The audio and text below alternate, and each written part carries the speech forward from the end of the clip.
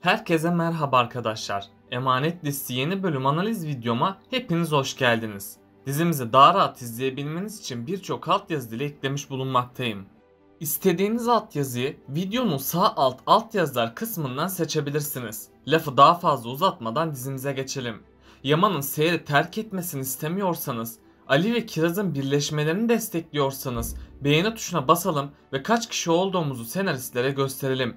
Yaman Yusuf'u aldıktan sonra Seher'e nasıl davranacak?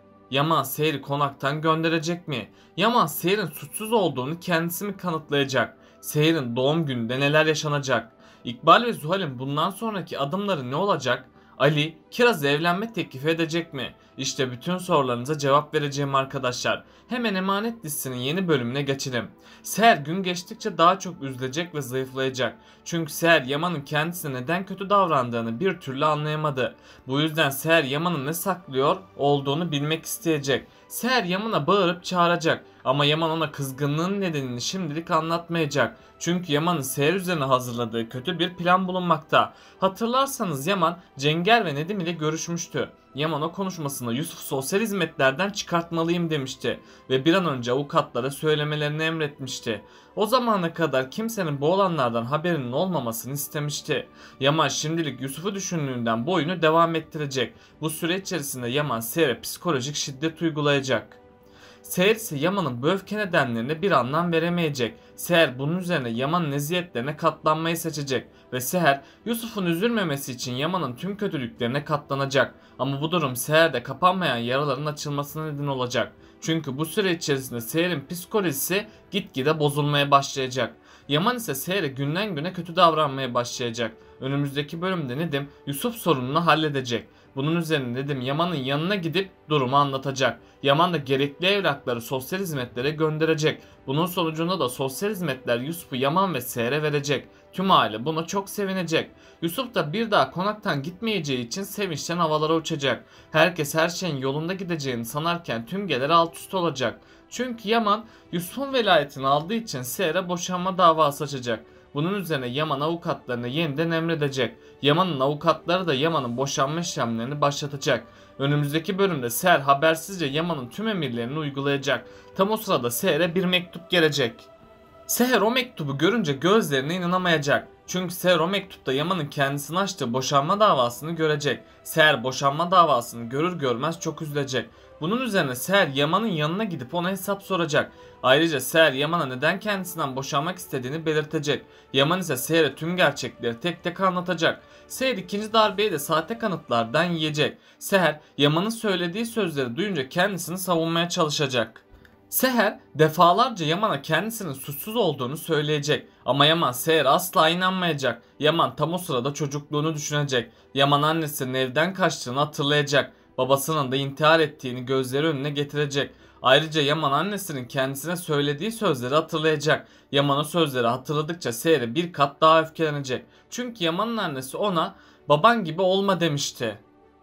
Ve ondan sonra bir marangoz ile evden kaçmıştı. Yaman da hayatın getirdiği zorluklarla çocukluğunu şekillendirmişti. Eğer Yaman'ın annesi o sözleri söylemeseydi belki de Yaman çok farklı birisi olacaktı. Hatta Yaman kadınlara düşman değil saygılı ve yardımsever davranacaktı. Bu nedenle Yaman Seher'e şimdilik asla güvenmeyecek. Yaman ardından Seher'i konaktan kovacak ve bir daha ona dönmemeye karar verecek. Aslında Yaman'ın sorunu babasının acizliğinden kaynaklanıyor. Çünkü hatırlarsanız Yaman önceki bölümde babasının mezarına gitmişti. Yaman babasının mezarında bir konuşma yapmıştı. Yaman o konuşmasında ben de sana benzedim baba demişti. Sen neden buradaysan ben de o yüzden buradayım diye söylemişti. Yaman'ın bu konuşması Seher'e olan aşkının öldüğünün kanıtıdır. Yaman bu sözlerinde babası gibi Seher'e olan aşkının öldüğünü söylemekte. Eğer Yaman bu kötü düşüncelerden kurtulmazsa Seher'i kaybedecek. Seher de sonsuza kadar ondan ayrılmış olacak ve bir daha Yaman Seher'e dönemeyecek.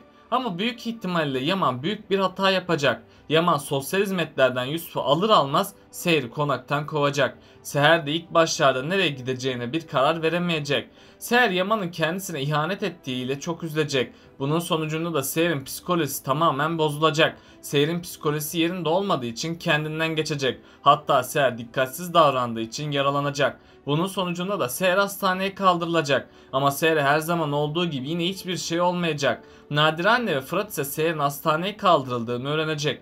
Bunun üzerine Fırat ve Nadire anne hemen hastaneye gidecek ve Seher'e bir şey olmadıklarını gördüklerinde rahat bir nefes alacaklar. Seher ise kendisine olanları bir bir herkese anlatacak. Fırat Seher'e olanları duyunca çok öfkelenip Ali'nin yanına gidecek. Ali de Seher'e olanları Fırat sayesinde öğrenecek. Ali bunun üzerine Yusuf'u Yaman'dan almak için dava açacak. Ayrıca Ali ve Fırat Yaman'dan hesap sormaya gidecek ama Yaman onları kovacak. Ali ise Yaman'a kinlenip onun bir açığını aramaya başlayacak. Seher bu süre içinde Yaman'a kinlenecek. Hatta Seher Yaman'a dönmeyeceğine dair bir yemin edecek. Seher'in Yaman'a olan aşkı bir intikama dönüşecek. Çünkü Seher Yaman'ın kendisine yaptıklarını hatırlayacak ve ondan intikam almak isteyecek. Seher ardından kendi ayakları üzerine duran bir kadın haline gelecek. İkbal ve Zuhal ise iyice rahatlayıp tüm iktidarın kendisinde olduğunu sanacaklar. Bu yüzden konaktaki kötülüklerin bir süreliğine ara verecekler. Ama Zuhal'in daha farklı bir amacı olacak. Zuhal Yaman'ı elde edebilmek için onun çevresinde dolaşacak. Ayrıca Zuhal her gün Yaman'a daha çok yakınlaşmaya çalışacak. Eğer Zuhal Yaman'la evlenirse tüm Kırımlı mirasının kendisinin olacağını sanacak. Ama Yaman Seher'in açısından asla Zuhal'e bir şans vermeyecek. Ama sonradan Yaman Seher'in kendisini Selim ile aldattığını düşünecek. Bu yüzden Yaman Seher'i cezalandırmak için Zuhal ile birlikte olabilir. Yaman olur da Zuhal'e bir şans verirse bu onun en büyük hatası olacak. Çünkü Seher Yaman'ın kendisini aldattığını görecek. Bunun üzerine Seher büyük bir hayal kırıklığı yaşayacak. Çünkü Seher tamamen Yaman'a güvendi ve Seher Yaman ile hayatını kurabilmek için çok çabaladı. Hatta Seher bu yolda zorlu mücadelelerden geçti. Yaman da Seher'i aldatınca Seher artık asla Yaman'a dönmeyecek. Yaman da intikamını Seher'den aldığını sanacak. Yaman ise Seher'den ayrı kaldığı için gizliden gizliye üzülecek. Cenger ise Yaman'ın bu üzüntüsünü fark edip ona bir öneride bulunacak. Cenger, Yaman'a sahte kanıtları tekrardan incelemesini söyleyecek. Yaman ilk başlarda kanıtları incelemek istemeyecek. Ama Cenger'in Yaman'ın içine düşürdüğü bu şüphe onu harekete geçirecek. Yaman'dan gizliden gerçeklerin peşine düşecek. Zuhal ve İkbal de iyice rahatladıkları için hiçbir şeyden haberi olmayacak. Bunun üzerine Yaman tüm dosyayı derinden bir incelemeye çalışacak. Bunun sonucunda da Yaman hayatının şokunu yaşayacak. Çünkü Yaman Seher'in suçsuz olduğunu görecek ve Yaman büyük bir pişmanlık yaşayacak. Yaman'ın hakkında Seher'e yaptığı hakaretler ve suçlamalar gelecek. Ayrıca Yaman Seher'e güvenmediği için kendisinden utanacak. Yaman ardından Seher'i arayıp ondan özür dilemeye çalışacak. Ama Seher Yaman'ı şimdilik affetmeyecek. Seher'in Yaman'a olan güveni sonsuza kadar yok olacak. Çünkü Yaman Seher'e güvenmeyerek son ışığını da kaybetti. Bu ışığın yeniden canlanması çok zor olacak. Çünkü Seher bu süre içerisinde Yaman'ın kendisine yaptığı kötülükleri hatırlayacak.